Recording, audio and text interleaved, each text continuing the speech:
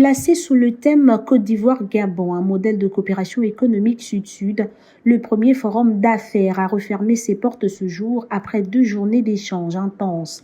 Pendant 48 heures, plus de 500 opérateurs économiques gabonais, rejoints par environ 150 chefs d'entreprise ivoiriens, ont pris part à des rencontres B2B riches en opportunités.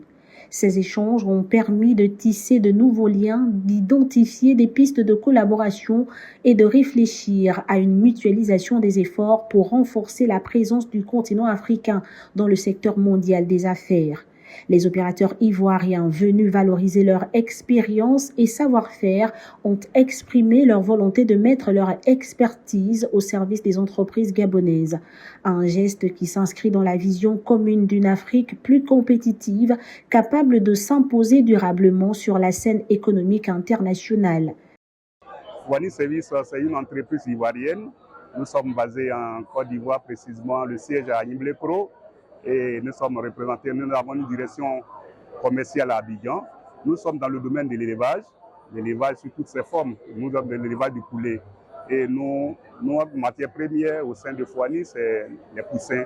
Nous vendons les poussins d'un jour. C'est une occasion pour nous de vendre notre entreprise au sein de Libreville. Et c'est une occasion pour nous de présenter tout ce que nous savons faire au sein de l'élevage. Nous vous rassurons que vraiment ça a été un plaisir pour nous de participer à ce forum parce que ça nous a donné l'opportunité, l'occasion de croiser tous les grands chefs d'entreprise qui sont venus vers nous pour vraiment prendre toutes les informations possibles. On est là justement pour nouer des liens et tisser des relations durables entre le Gabon et la Côte d'Ivoire. Moi, j'ai travaillé déjà avec une entreprise Portéo BTP, qui est une entreprise ivoirienne à la base. Et aujourd'hui, ils sont implantés au Gabon. Donc, on a travaillé dans le cadre du projet Alembe Mikoui, qui est porté justement par Portéo BTP. On a fait une imagerie électrique 3D pour cartographier un massif granitique afin de savoir s'il était exploitable en carrière. En réalité, le but, c'est de pouvoir apporter des solutions africaines à des problèmes africains. Et donc, c'est pouvoir échanger ensemble et tisser des partenariats aussi bien avec des entreprises gabonaises que des entreprises ivoiriennes. Côté gabonais, la délégation a salué un forum jugé historique, une grande première qui ouvre la voie à des relations économiques plus structurées et plus ambitieuses entre les deux pays.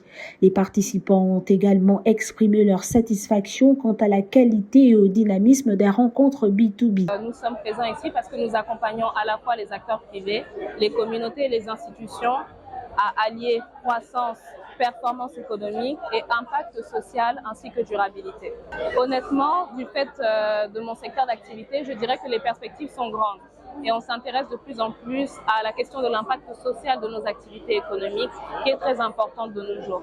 Les entreprises ivoiriennes sont très avancées sur la question notamment de la RSE, des critères ESG, mais également sur l'intégration des droits humains dans nos activités économiques. Nous sommes ravis d'être à cette édition du Forum d'affaires Côte d'Ivoire-Gabon. Un cadre idéal qui nous a permis d'échanger avec certains acteurs de l'économie, aussi bien ivoiriens que gabonais. En tant qu'acteurs du marché financier, cet événement nous a permis de tisser déjà des relations avec ceux qui font aujourd'hui l'économie aussi bien locale qu'ivoirienne. Le FOSIGA se veut être une plateforme d'échange, de partage d'expériences et une véritable force de proposition face aux défis auxquels les entreprises africaines sont confrontées.